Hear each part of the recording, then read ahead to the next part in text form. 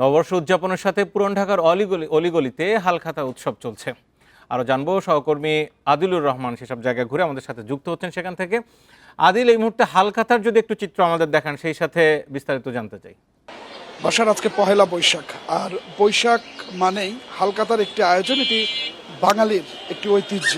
এবং এখন আসলে হালখাতা খুব একটা বেশি প্রচলন না থাকলেও আমরা দেখতে পাই যে পুরান ঢাকার যে তাঁতি বাজার আছে, সেই তাঁতি বাজারের বিশেষ করে স্বর্ণের দোকানের যেসব ব্যবসায়ীরা, তারা মূলত এই হালখাতার যে ঐতিহ্যটি আছে সেই ঐতিহ্যটা এখনও ধরে রেখেছে। এবং প্রতি বছরের মতো আজকেও পহেলা বৈশাখের যে প্রথম দিনে মূলত আজকেও হালখাতার আয়োজন এখানকার ব্যবসায়ীরা করেছেন। আমরা একটি দোকানে আসলে একটু প্রবেশ করতে চাই এবং সেটি আপনি নিশ্চয়ই দেখতে পাচ্ছেন যে যারা ব্যবসায়ী যারা আছেন তারা মূলত তাদের দীর্ঘদিনের যেসব ক্রেতা তাদেরকে আজকের এই দিনে তারা আহ্বান জানিয়েছেন, তাদেরকে দাওয়াত দিয়েছেন, তারা দোকানে আসছেন, মূলত তাদেরকে বিভিন্ন উপহার দেওয়া হচ্ছে এবং সেই সাথে একটি যে দেনা পাওনার বিষয় থাকে সেই দেনা পাওনাটিও আজকে মূলত পরিশোধ করেন যারা ক্রেতা আছেন, তারাও পরিশোধ করেন। এবং ব্যবসায়ী যারা আছেন তারা বলছিলেন যে এই যে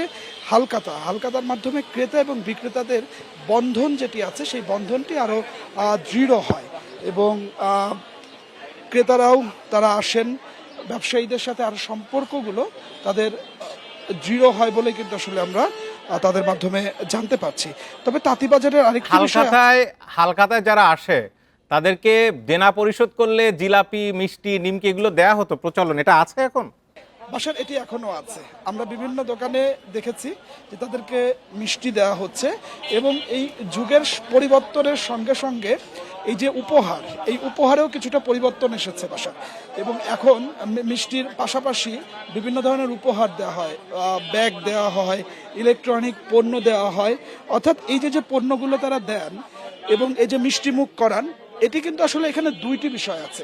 একটি হচ্ছে বছরের প্রথম দিন তাদেরকে আপ্যায়ন করানো এবং আরেকটি বিষয় হচ্ছে ব্যবসায়িক বন্ধনটা যেন আরো বেশি মজবুত হয়। তো সব মিলিয়ে যেটি আসলে আমরা লক্ষ্য করতে পারছি যে পুরান ঢাকার যে দোকানগুলো আছে। আদিল, আপনাকে অনেক ধন্যবাদ। আপনি জানাচ্ছিলেন হালখাতার মতো একটা গ্রামীণ ঐতিহ্যের বিস্তারিত ঢাকা থেকে।